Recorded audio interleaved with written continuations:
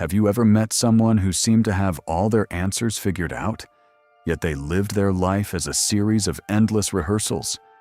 They read every book, attended every seminar, and built magnificent plans in their minds, but the actual stage of action remained completely empty. This is the gap of identity, the quiet, painful space between the person you desperately want to be and the person you actually are when no one is watching.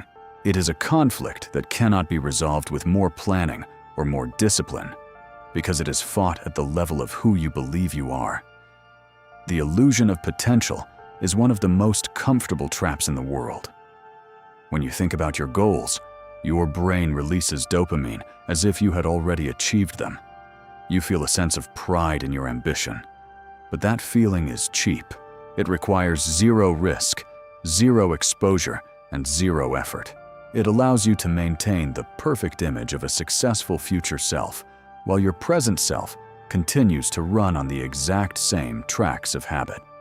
Meet Robert, a 34-year-old corporate trainer living in Denver, Colorado.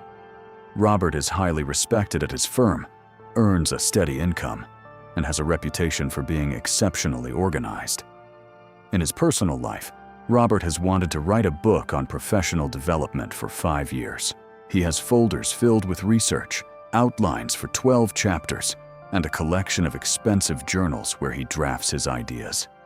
But he has never written a complete chapter. Every morning, Robert wakes up with the intention to write. But as he sits down, a voice inside whispers, "A real author writes effortlessly. If this is hard, maybe you are not ready." Robert retreats to his research.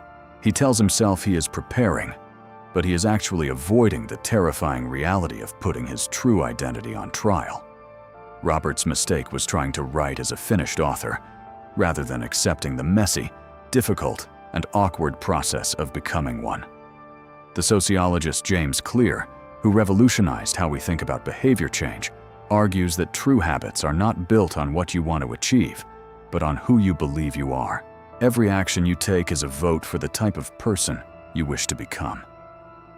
When Robert reads about writing without putting down words, he is voting for the identity of a reader or a planner, not a writer.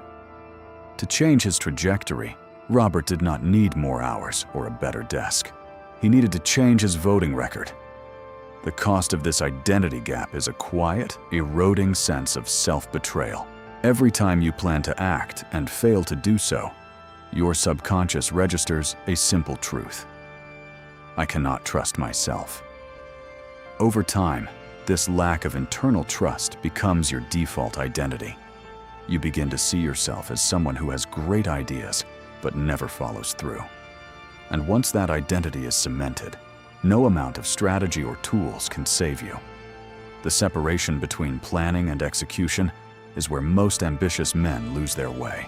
They treat action as a logical step that follows preparation, failing to realize that action is an emotional hurdle. It requires you to step out of the safe, flawless world of your imagination and into the noisy, imperfect world of reality, where your work can be criticized, ignored, or rejected. Before we go further, what we are discussing here is the exact dynamic mapped out in the Free Mind Kit. The ebook uncovers the 5 psychological patterns that keep stable men running in place. You just saw the identity gap in Robert's struggle. The cost of stability calculator puts your real numbers on the screen. Exactly how much lifetime wealth and momentum you are trading away by staying in a perpetual planning loop. And the 3 audios target your mind when your active defenses are down, in the first minutes of your day or right before bed, to align your self-image with real execution. It is $9 USD. The link is in the description. Now, back to our topic. To close the gap, you must stop waiting for a change in your feelings and start with a change in your environment. You do not wait to feel like a writer to write. You write, and the act of writing eventually makes you feel like one. The behavior must precede the belief. Robert did not need to wait for inspiration or for his outline to be perfect. He needed to write one bad paragraph every morning before his day job started. He needed to accumulate votes for the identity of a producer, even if the production was imperfect.